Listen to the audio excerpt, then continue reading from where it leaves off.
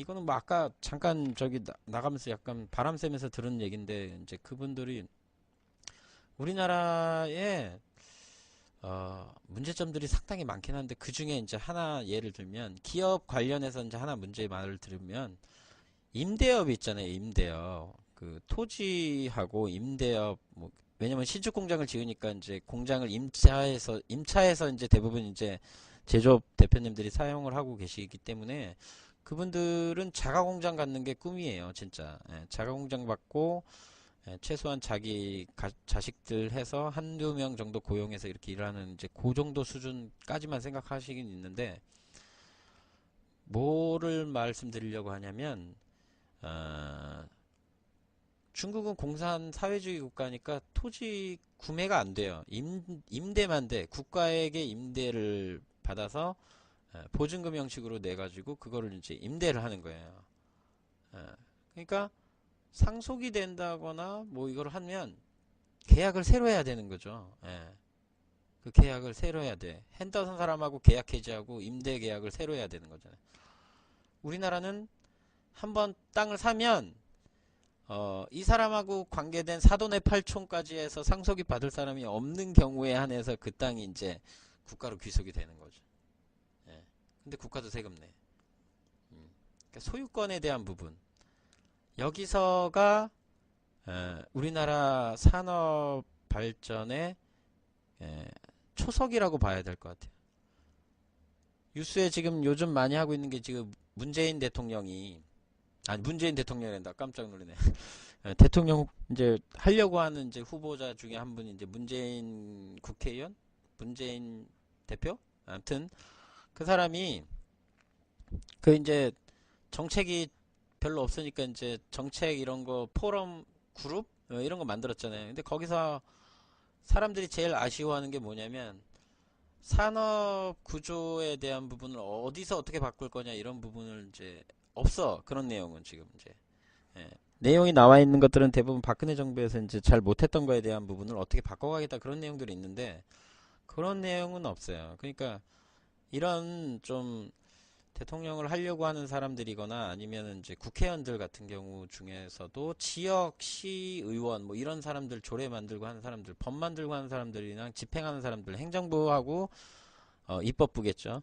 여기서 하는 사람들이 어, 우리나라 산업 구조에 대한 그 산업 구조 관련 법이 뭐가 있을 것 같은데 그런 법을 만들 때 여기서부터 손을 대야 돼요. 여기서부터 소유권, 토지 소유권에서부터 손을 대야 돼요. 그러면 그걸로 인해서 임대 임차 관계부터 다 손을 보면 그거하고 지난번에 한참 제가 말씀드렸던 것처럼 뭐 블랙 프라이데이에 대해서 이제 그런 얘기했던 이제 그런 부분을 같이 이제 연결해서 건드리면 예, 선진국형으로 이제 바뀌게 되겠죠.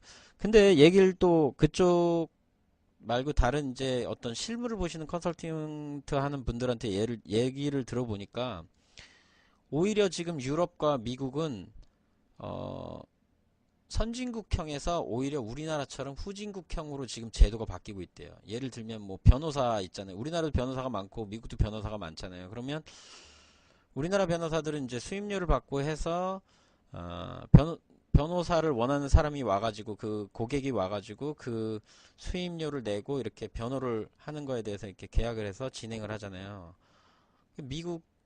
미국은 어떤 담당 변호사가 있으니까 이제 그 변호인이 있는데 가서 이렇게 해서 하잖아요. 근데 우리가 바뀌었어요, 지금. 변호사는 모르겠는데 뭐 행정사, 법무사, 변리사, 기타 등등 사자 들어가고 있는 어떤 전문 직종에 있는 사람들 전부 다 기업에서 전화해가지고 우리가 뭐가 필요한데 잠시 와주세요라고 하면 다 전부 다 예, 경제가 안 좋은지 그래서 그런지 몰라도 네 하고 간대요. 수임료고 뭐고 그거는 계약하고 난 다음에 받는 거고 그런 식으로 바뀌었어요. 그래서 어, 미국 이런 데도 원래는 그렇게 했다가 지금처럼 우리나라처럼 이렇게 지금 거꾸로 가고 있어요. 거기도 경제가 안 좋은가 봐요. 다 안 좋아. 안 좋으면 다 그렇게 가나 봐. 그, 그리고 제 개인적으로 생각하는 것 중에 하나는 그런 거예요. 우리나라가 일본처럼 이렇게 수출로 먹고 사는 이런 시스템이 만들어진 이 시초에서 보면 어, 일본은 선진국형을 따라가면서 이제 그런 구조 개편을 해서 산업 구조를 이제 바꿔나가서 선진국이 되었지만 우리나라는 그 수출형 시스템 모델에서 선진국형으로 바꿔야 되는데 우리나라 사람들은 참 머리가 똑똑해. 더 가진 자를 더 보호해 줄 수 있는 방식으로 시스템을 더 업그레이드를 해가지고 우리나라에서 적용이 돼가지고 있는 문화가 지금 현재 우리나라 산업구조 문화예요. 그래서 그 뭐 K 뭐 박앤 뭐 이런 세일 뭐 이런 거 했다고 하는데 그게 처음 한번 대규모로 했을 때 매출이 뭐 한 30% 올랐다고 이렇게 나왔었는데 그거 이번에 K 세일인가 뭐 했을 때는 백화점에서 그냥 할인 행사했던 거하고 별로 그렇게 매출 크기 차이가 없었다고, 예, 그냥 똑같았다고 그렇게 얘기를 하잖아요. 그러니까 산업 구조가 아직도 우리는 서로 믿어야 된다라는 어떤 그런 생각들을 서로 갖고만 있지 그걸 어떻게 현실적으로 제공해야 시스템으로 만들어야 되는지에 대한 부분은 없는 것 같아요. 예를 들면은 뭐 너 내가 물건 공급해 줄 테니까 납품 받을게 어음 받아 하루면 아 우리 서로 믿잖아. 그러면서 이제 어음 주고 받는 거죠. 예, 그런데 예, 그러면 안 되잖아요. 예. 그런 문화 말고 대리 판매 이런 거 말고 이제 직접 판매를 어느 정도 하고 옵션으로 이제 어느 정도 일정 부분에 의해서 추가적으로 잘 되면 옵션으로 해서 이제 대리 판매를 하든지 뭐 그런 식으로 해서 좀 개선되고 업그레이드가 돼야 되는데 우리나라는 에, 오히려 더 악독하게 담보를 뭐 하거나 뭐 그런 부분에 대한 거. 그래서 우리나라는 구매 의향서, MOU, 뭐 가계약서 뭐 이런 부분에 대해서도 에, 꺼려한다 그래야 되나 좀 그런 부분을 많이 갖고 있더라고요. 예. 대표들도 그렇게 생각하고 나는 나는 너를 안 믿지만 너는 나를 믿어야 돼. 이런 마인드로 사람들이 그런 대표들이 많은 것 같더라고요. 예. 그래서 뭐 얘기하다가 여기까지였지. 근데 핵심은 그거예요. 지적 자산에 대해서 좀 우리나라도 이제 인정을 해줄 건 해주고 해서 해야 되고 예. 그 어떤 일을 하는 데 있어서 그 사람도 그거 일에 대해서 이제 좀 가져가야 되는 부분 주면서 그렇게 해서 쉐어를 해서 이렇게 부의 분배가 돼야지 뭐 대기업 다닌 사람들이 돈을 펑펑 써서 그 돈이 이제 돌고 돌아서 그 사람들이 윤택해진다 뭐 이런 마인드는 1980년대 이전에 박정희 대통령 할 때 그때나 그런 마인드가 이제 전두환 대통령 할 때 전두환 씨가 대통령 할 때 이제 그럴 때나 그 사람들은 자기들이 어려운 환경에서 이제 대통령이 된 사람들이다 보니까 자기들도 많이 삥땅 치고 이렇게 했지만 국민들한테도 많이 낙수 효과식으로 해서 많이 팔아 넘겼잖아요. 뭐 대표적인 예로 뭐 저 누구야 그 삼성의 그 누구야 이병철 회장 같은 경우 그 사카린 사건 같은 경우도 보면은 그 일본에서 이제 차관으로 들여오는 돈을 받아야 되는데 차관으로 돈을 들여오면은 이게 이제 국가에서 이제 공적 자금으로 이제 넘어가니까 그렇게 쓰면은 비자금으로 못 만드니까 이제 그 누구야 이병철 회장한테 음, 돈으로 가져오지 말고 사카린으로 사오라고. 어차피 국내에서 사카린이 이제 구매 원자재로 이제 사용이 되니까 그래가지고 이제 그걸 사가지고 했는데 박정희랑 둘이서 해먹으려고 그랬다라고 이제 돼가지고 뉴스에 한번 대박 나왔죠.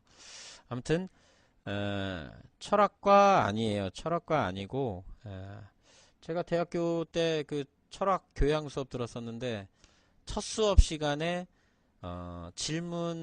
교수님이 질문 하나 했는데 답변 아무도 안 하는데 혼자서 답변했다고 바로 A뿔 받았어요. 첫날 수업 시간에 네.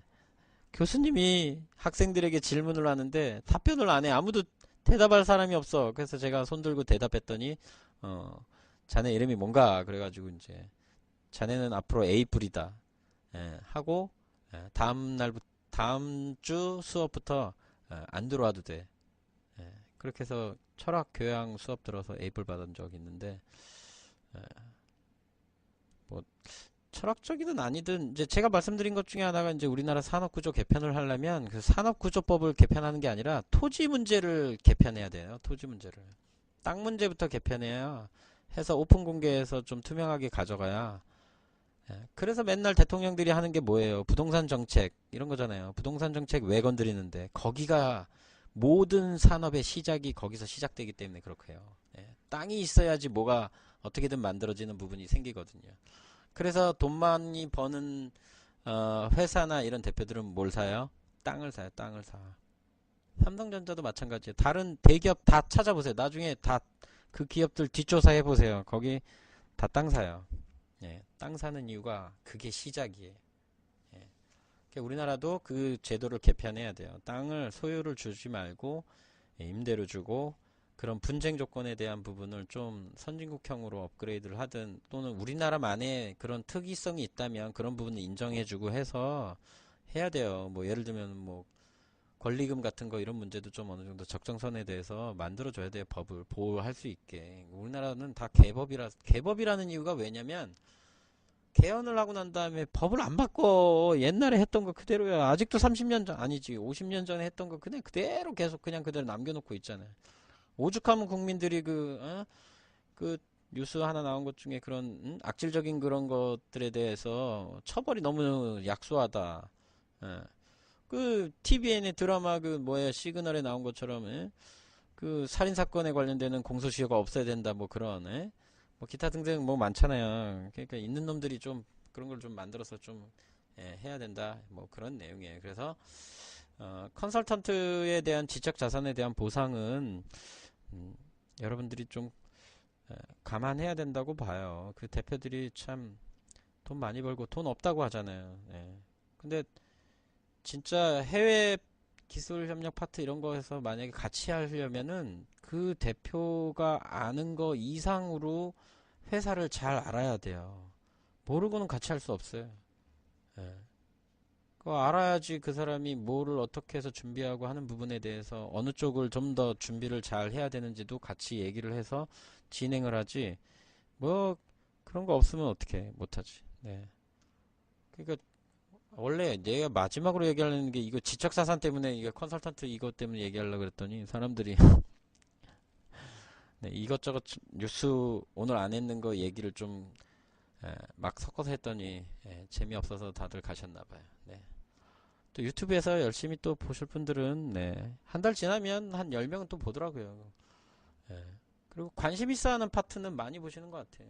그래도 아무리 안 봐도 뭐 한 3, 4명은 이렇게 꾸준히 예, 횟수가 계속 누적이 되는 거 보니까 그렇게 되고 있더라고요. 그래서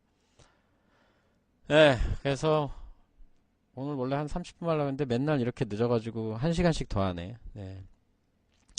그래도 오늘 들으신 분들은 뭐 몇 가지 정도 정리해드리면 이제 뭐 무료 포럼 이런 것들 이제 가서 담당자들 이런 그 중소기업청 이런 관련 담당자들은 설명에 나와서 하다못해 국제기술협력사업 대상 기업이 없어서 제발 좀 있는 기업들은 전화 좀 달라고 그렇게 부탁을 해요. 설명에 나와가지고 그러면서 그거 신청할 때 신청서 작성하고 하는 부분도 자기네들이 어떻게 해줄 테니까 그리고 뭐 쓸 땐 어떻게 써라라는 포인트도 알려주고 전에는 그런 말 한 번도 한 적도 없는 한 번은 아니겠지만 뭐 거의 없었는데 지금은 이 공공기관하고 같이 과제하는 부분들에 대해서 부담을 느끼는 기업들이 이제 조금씩 많아지고 하니까 그런 것들을 알려주는 사람들도 있으니까 그런데 가시면은 그런 부분도 잘 체크해서 꼭 잘 들으시고 그 다음에 공공기관에서 주최하거나 주관하고 하는 그런 이제 설명에는 주차비 무료고 밥도 주는 것도 있고 하니까 밥도 잘 드시고 주차비 무료로 해서 가시면 되고요. 정실미 카페 오늘의 UCC에 보시면은 재밌는 영상 몇 개 있어요. 보니까 저도 몇 개 봤는데 그 중에 그 오늘 보여드렸던 게 제일 재밌었던 것 같고요. 그리고 마지막으로 이제 저희 코테라에서는 그 스타기업 육성 맞춤 컨설팅 지원 사업을 하고 있는데 그게 무슨 과제만 준비해서 하는 게 아니라 과제도 하나의 부분이고 뭐 판로 수출 인증, 뭐 기타 등등 인력 지원 사업 이런 것들에서 전체적으로 그 종합적인 컨설팅을 해드리는 부분이니까 200만 원, 300만 원의 협약금 아까워하시면, 하다못해 인력 지원금 받으면은 고용노동부에서 뭐 900만 원, 1020만 원, 1270만 원 이렇게 주는 거 여러 개 있거든요. 그 다음에 고용 유지 지원금도 있고 뭐 시간 선택제도 있는데, 시간 선택제는 별로 비추고, 그거 말고 이제 별도로 경력 단절 여성 뭐 지원 이런 것도 있어요. 그래서 회사 내에서 뭐 예를 들어서 격리 업무 같은 거를 이제 만약에 줄 사람들은 전일제로 쓰실 필요가 없어요. 그거는 뭐 그분도 마찬가지로 그런 걸 요구하는 사람들을 아닌 사람들도 있거든요. 왜냐면 가정 생활에 대해서 조금 더 집중하고 회사 생활은 부수적으로 하고 싶은 분들이 있어요. 그래서 그런 부분에 대해서 지원금 받아주는 부분인데, 그분도 지원금에서 한 6, 70만 원 매달 나와요. 6개월 이상 나와요. 1년 나오기도 해요. 그러면 그것도 돈 700만 원인데, 그 중에서 이거 스타기업 육성 지원 사업 해가지고 협약금 300만 원, 200만 원 내는 게 부담된다라고 하는 얘기는 진짜 이 정책 자금에 대해서 이게 얼마나 큰지에 대해서, 혜택을 볼 수 있는 게 얼마나 많은지에 대해서 모르거나 아니면 못 알아듣는 거예요. 예. 제가 답답해요. 그래서 조금. 네. 아무튼 그렇고, 마지막으로 말씀드리는 건, 예, 여러분, 지적자산이라는 건 컨설턴트의 역량에 따라서 차이가 있고, 또 그 각 기관에 따라, 예, 그렇죠. 예, 각 기관에 따라 이제 담당자들에 따라서 이제 조금씩 차이가 있으니까, 여러분들 좋은 컨설턴트와 함께, 예, 국내 과제도 하시고 해외 과제도 하시고 해외 지사도 설립해가지고 꼭 그 나라하고 또 제휴해서 하는 과제도 하시고 해서, 예, 막말로 거저 먹겠다는 거, 누가 거저 먹겠다는 거예요? 네. 아무튼, 예, 그런 부분이 있기 때문에 이분도 대단하시네요. 진짜 국내에서도 해외 컨설팅 업체에서 일했었는데 또 모스크바 가가지고도 해외 컨설턴트 일하고, 네, 부럽습니다.